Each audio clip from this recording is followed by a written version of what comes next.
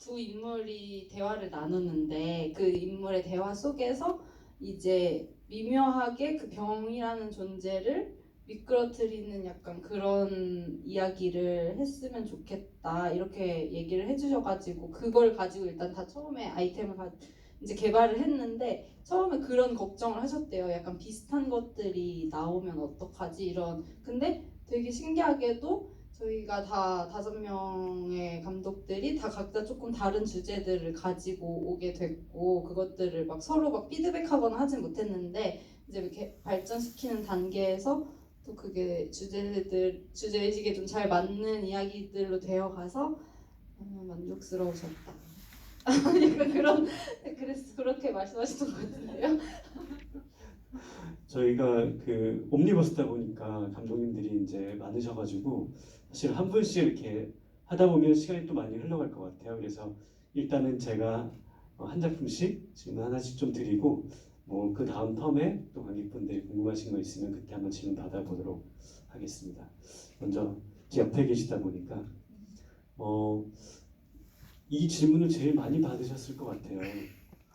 고양이의 연기 지도에 대한 질문, 그리고 고양이에 대한 설명을 조금 부탁드리고 어떻게 연기 지도를 하셨는지. 이게 왜냐하면 초반에는 단순히 어떤 그냥 고양이를 그냥 따로 찍으면 될 법한 장면들이 나오는데 후반부에는 동선이 있더라고요. 그래가지고 와 이거 쉽지 않았을 텐데 어떻게 하셨을까 궁금했습니다.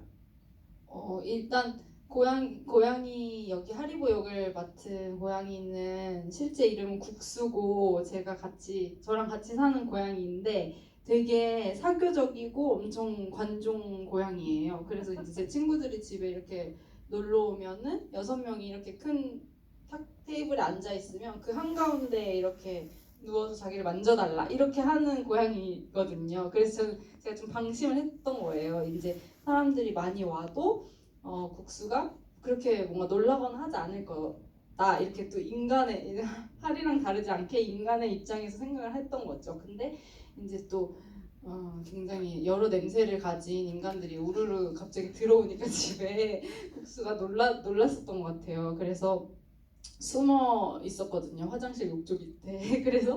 그래가지고 그 당시에 촬영을 못했는데, 그러니까 저희가 롤이 돌아갈 때는 조용하잖아요. 그래서 저랑 이제 우겸 배우랑 이렇게 우겸 배우는 침대에 앉고 저는 이제 의자에 앉아서 대화를 나누는 씬에 국수가 원래 화장실에 들어가 있었는데 촬영을 하니까 조용하고 둘의 말소리만 들리니까 걔가 궁금해서 빼꼼 나온 거예요. 근데 그게 마침 그 바깥쪽에서 찍고 있던 장면이랑 그게 잡힌 거죠.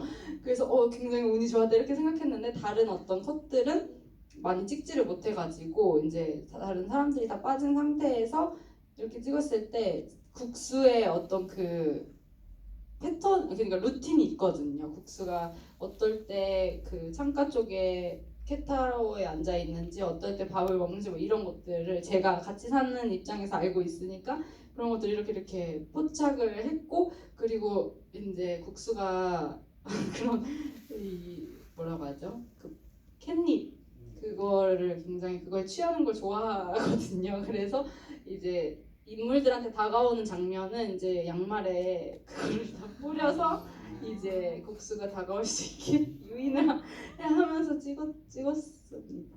네, 근데 이걸 찍는 과정에서 그 막 그런 생각이 들었어요. 정말로 고양이 이런 얘기를 찍으면서 이렇게 고양이를 힘들게 해도 되는 건가? 이제 이 고양이한테 스트레스를 줘도 되는 건가? 그리고 또 제가 문제는 이제 이 고양이랑 같이 사는 다른 고양이가 또 있거든요. 근데 그 친구는 진짜 낯을 많이 가리는 친구여가지고 그 촬영 한 6시간 동안 다른 방에다가 이제 다 넣어주고 하긴 했는데 아마 밖에서 쿵쿵 소리가 들려서 아마 스트레스를 받았을 것 같아서 이 자리를 빌려서 미안하다고 얘기를 다시 하고 싶어요. 충분한 뭐 출연료나 보상 같은 게 돌아가는 거예요. 출연료는 충분히 줬는데 근데 만족하실지는 모르겠어요. 이 영화를 찍다 보면 저도 예전에 무슨 국가인권위원회에서 하는 영화를 찍었는데 영화 내용은 이제 인권에 대한 얘기인데 촬영 막 24시간 하고 지쳐 쓰러지고 있고 그래서 참 영화 찍는 것 자체가 굉장한 모순인 것 같아요. 그리고 또 하나 궁금했던 게 그 남자 주인공으로 등장하셨던 김우겸 배우가 또 마침 오경화 배우랑 같이 했던 드라마에도 같이 출연했었어요. 그래서 개인적으로도 오늘 혹시 올 수 있냐 했더니 아르바이트 때문에 못 온다 그랬는데 캐릭터가 되게 재밌더라고요. 그 우겸 씨의 어떤 부분을 좀 포착하신 건지 그 남자 캐릭터에 대한 설명을 조금 부탁드릴게요.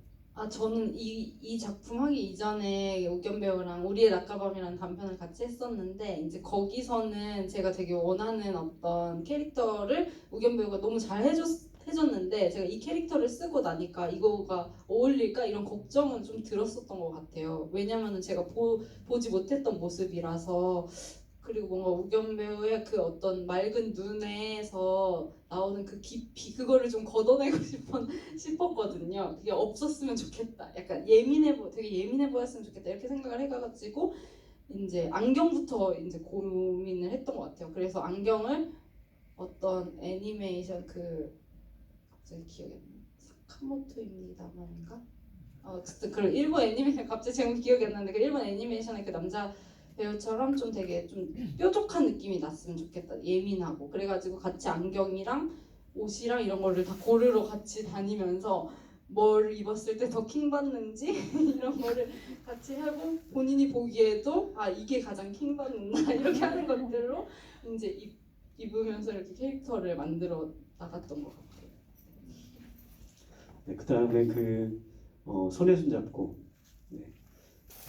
저 보면서 이렇게 공감이 됐던 부분들이 있는데 저 인터뷰 기사에서인가 유튜브에서 프로포즈하는 영상들을 보시면서 뭔가 이렇게 처음에 발상을 하셨다고 들었던 것 같은데요. 네, 제가 되게 좋아하는 유튜버가 있는데 그 유튜버의 남편 될 분이 롯데타워에서 엄청난 프로포즈를 준비해 주는 게 있는데 제가 원래 그런 프로포즈를 뭐 동경하지도 않고 뭐 받아보고 싶지도 않았는데 그 영상 보면서 막 엄청 울고 있는 거예요.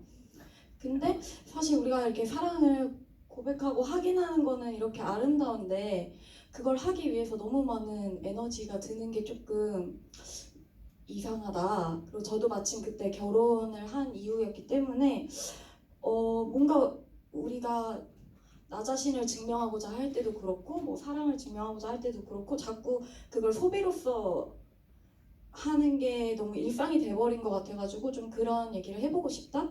그래서 이게 만일에 종교 갈등의 얘기라고 생각하시고 그렇게 보시는 분들도 있는데 저는 환경 얘기를 하고 싶었던 것 같아요. 네. 여기 뭐 슈링 모자 쓴 좀 이상한 분을 저 나름대로는 약간 신이라고 생각을 했거든요.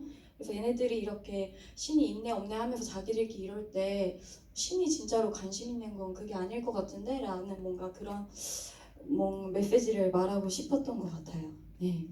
재밌었던 점이 이렇게 영화가 가면서 이렇게 좀 변하는 것 같아요. 저도 처음에는 어떤 이벤트 에서 주는 어떤 흥미에 끌려 들어갔다가 그게 또 종교 문제로 바뀌게 되고 뭔가 이렇게 확장되는 느낌들이 있었던 것 같고 근데 그 영화에 처음에 진입을 하게 되는 그 프로포즈 이벤트가 근데 결혼하시고 보신 거죠? 아니요. 결혼 전에 봤는데 네. 저는 받지 못했습니다. 사실 묻고 싶었던 건 방금 이 질문이었고요. 왜냐면 저도 이렇게 결혼할 때가 돼가지고 뭔가를 사람들이 한다니까 어떻게 하지 하고 이렇게 찾아봤었는데 같은 유튜브인지 잘 모르겠어요. 뭐 나중에 한번 여쭤보고. 근데 보면서 저도 비슷하게 저는 오글거리는 걸 왜 하는 거야 라고 이렇게 보는데 보면서 뭔가 이렇게 이입이 되더라고요. 근데 이입은 되는데 이거를 내가 한다고 하니까 전혀 받아들일 수 없는 것들이 좀 생기더라고요. 근데 그 영상을 보면서도 그랬고 또 꼭 비단 그 영상뿐만 아니라 그냥 지금의 어떤 요즘 사회의 모습들이 그런 이벤트가 굉장히 삶의 중심에 들어와 있는 사회가 된 것 같아요.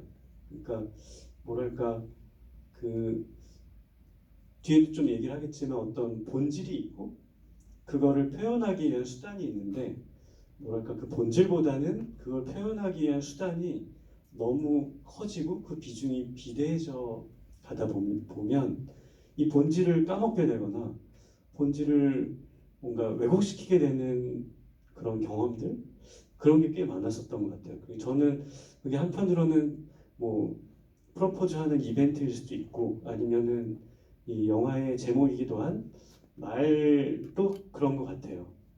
우리가 어떤 본질에 접근하기 위해서 이 말을 하잖아요. 지금도 제가 말을 하고 있는데 이 말을 함으로 인해서 제가 갖고 있던 이 어떤 생각이라고 하는 것의 본질이 여러분들한테 정말 정확하게 전달이 될까?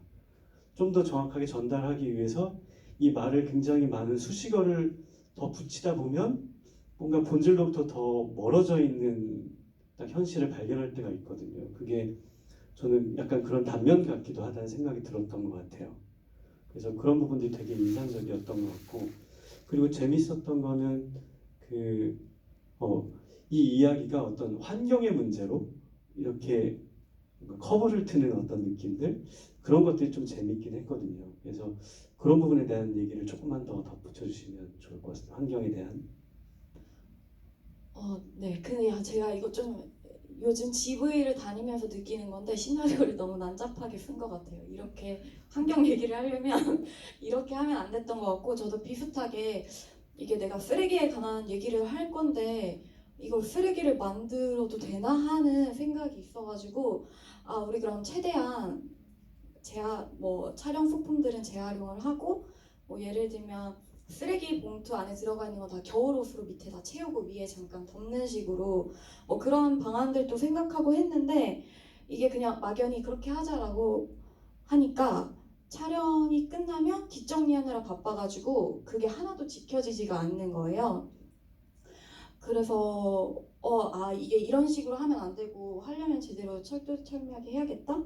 그리고 저희가 이제 막 급하게 하면서 저희 PD님이 그 바닥에 떨어진 반짝이들 이렇게 다 테이프로 떼시면서 이것까지 영어로 찍어야 된다 그랬거든요. 너무 맞는 말씀이고 좀 창피했던 것 같아요. 환경에 관한 영화를 만들면서 이렇게? 네. 아까 고양이랑 좀 비슷한 느낌이. 근데 한편으로는 이게 영화뿐만 아니라 이 모순을 어떻게 할 수는 없는 것 같아요. 우리가 뭔가 이것에 대해서 쉽게 말해서 뭔가 인권에 대해서 찍으면서 뭔가 그거를 피해갈 수 있는 과정이 100% 있을까?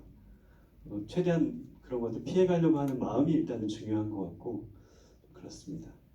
그리고 한인미 감독님은 개인적으로 되게 좀 오래 알아왔었고 직장 생활을 해보신 적이 없으시죠? 아르바이트는 좀 해봤어요. 그래서 한인미 감독님 에피소드 나올 때 과연 이번에는 어떤 10대 소녀가 나올까를 되게 궁금해하면서 봤는데 전혀 새로운 배경의 이야기가 나와서 어떻게 그 이야기를 생각을 하시게 되셨는지가 제일 궁금했어요.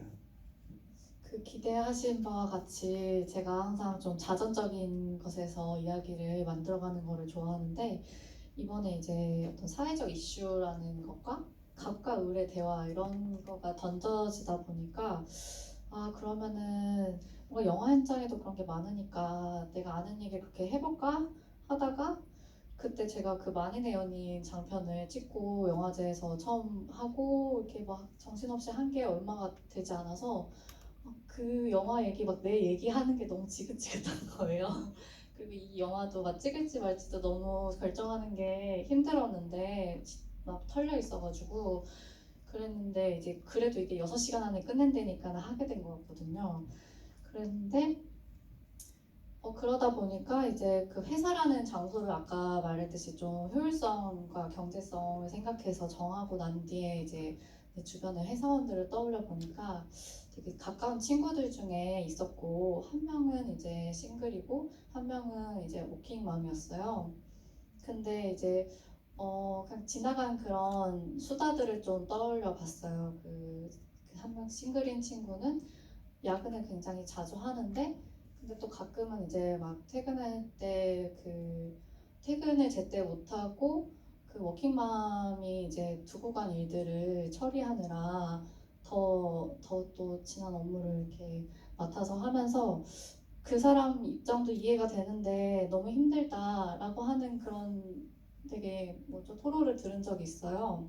근데 그게 뭐랄까 좀 따뜻함이 아니라 꽤 날이 서 있었어요. 그래서 되게 좋아하고 따뜻한 사람이고 항상 배려심이 있다라고 생각했는데 이 상황이 되게 그렇게 너무 불가피하게 이 사람을 날카롭게 만드는 게 되게 놀라웠고 그 순간이 잊혀지지 않고 항상 이렇게 있었고 그리고 이제 워킹맘인 친구는 어떻게 해도 그 회사 그 동료들한테 미안함을 피할 수가 없는 거예요. 그래서 뭔가 그 나의 그 비슷한 연령대에 비슷한 직급의 그 여성 둘이 참 둘 다 좋아하고 뭔가 닮은 부분도 있는데 그렇게 서로를 미워할 수밖에 없는 그런 입장이구나 해서 그 상황이 되게 아이러니하다고 느꼈고 그들을 좀 일과 병의 위치로 둬서 이야기를 시작해봐야겠다 했는데 또 제가 그 지금 막 이렇게 GV를 막 참여를 하고 있잖아요. 근데 이제 아이 키우니까 막 그 참여를 할 수 영화를 없는 거예요. 찍으실 때는 아기가 없으셨었 없었죠. 네. 찍고 나니까 이제 이제 갑자기 생겼는데 이제 생기고 나니까 이제 그 병의 그 위치에 있었던 그 윤서라는 그 직원처럼 제가 계속 이렇게 이제 죄송하다고 하고 집이 참석을 못하게 되거나 뭐 그런 게 되는 거예요. 또 참. 이 또한 또 무슨 고양이와 비슷한 어떤 상황인 것 같아요. 되게 뭐 영화가 되게 아이러니와 이렇게 점철돼 있네요. 마지막에 그러면 오병화 감독님께서는 네. 허버허버죠, 허버허버. 저도 영화를 보고 나서 이렇게 조금 이렇게 허버허버. 허버버법이 논란이 된 단어고 제가 덕윤이가 하는 게 허버허버. 거꾸로 됐어요. 먹다. 거기 이제 거기 아닙니다. 허버허버가 논란이 된 어떤 단어고 이제 영화상에서는 그 강아지가 허버허버 먹었다. 네, 찾아보세요 나중에. 죄송해요. 근데 실제로 이 일이 되게 있었고 되게 큰 논란이 됐었더라고요. 그러니까 허버허버라고 이제 어떤 먹는 모습을 가지고 만든 단어인데 이게 어떤 남혐 단어로 뭐 규정이 되면서 이 일이 커지게 되고 그러면서 어떤 기업에까지 영향을 주고 그 기업의 어떤 실제 분들이 퇴직을 하거나 징계를 먹는 일까지 생겼대요. 그러니까 뭔가 아까 말씀드린 것처럼 본질은 어디 가고 뭔가 말로 규정되는 걸로 인해서 본질의 어떤 근간이 흔들리게 되는 현실이 영향을 받게 되는 그런 좀 비슷한 일이 있었다라고 하더라고요. 그래서 근데 이게 가만히 생각해 보면 뭐 이것도 어떤 요즘 시대의 또 변화인 것 같아요. 그러니까 어떤 한 단어라던가 어떤 한 기호, 어떤 한 코드들이 그 사람의 정체성으로 이렇게 뭔가 규정지어지게 되는 그런 어떤 경향들이 되게 많아졌잖아요. 그래서 그런 게 가끔 보다 보면 되게 무섭다. 그리고 내가 어느 자리에 가서든지 굉장히 조심하게 되고 물론 이제 조심을 하고 행동하고 이러는 것도 되게 좋으나 그것보다 뭔가 더 나아가서 어떤 인간이 가지고 있는 어떤 자유로움을 되게 이렇게 얽매는 그런 현상까지 벌어지게 된 것 같아요. 그런 현상들이 좀 가끔 목격을 하게 되는데 그런 사회적인 현상에 대해서 우리 감독님께서는 어떻게 생각하시는지 뭔가 이렇게 영화의 어떤 주제와 결부지어서 좀 얘기해 주시면 좋을 것 같습니다. 진짜 신기한 게 제가 진짜 지금 사고하고 있는 생각들이 지금 내 감독님들께서 이렇게 말해주시. 뭔가 지금 모더레이터 된 느낌이에요. 지금 내 감독님들께서 이야기하신 게 제가 지금 가장 주되게 생각하는 거였는데 제가 연기하는 사람이잖아요. 지금 감독 대행 잠시 하고 있는데 솔직함이라는 단어에 대해서도 되게 제가 연기 가르침 받았던 선생님하고 잠깐 토론을 했었어요. 솔직함이 무언가. 근데 그 솔직함이 저는 진짜 제가 뭔가 이렇게 어떤 척을 하지 않고 어떤 여기 뇌에 어떤 무언가 잘 보여야지 타인한테 뭐 내 생각이 좀 멋지게 보여야지라는 그 필터를 통하지 않는 어떤 그런 언행이 저한테는 솔직함이라고 생각했는데 사실 그런 솔직함은 상대에게 거부감이 들 수도 있다는 말을 들었어요. 근데 그러니까 이게 단어 자체로 표현하기에는 살짝 어려운 게 있는? 그러니까 어떻게 보면 진짜 모순이 안에 단어 안에 모순이 있는? 그러니까 어떻게 보면 인간 사회에서 만들어진 단어들이고 이거는 물이라고 하자 해서 물이라고 하는 거고 솔직함도 어떠한 게 솔직함이라고 해서 솔직함으로 우리가 말을 하자 이렇게 해서 한 건데 사실 솔직함 안에 조절이 있더라고요. 그러니까 우리가 나체로 다니지 않고 옷을 입고 다니는 것도 이게 어떻게 보면 솔직함이고 근데 조절된 솔직함. 그래서 또 다르게 보면 인스타 보고 좀 되게 받았던 생각이 평등이랑 형평이 있는데 그림이 가족들 3명 있는데 어린아이 더 작은 아이가 아빠랑 같이 야구를 보고 있어요. 근데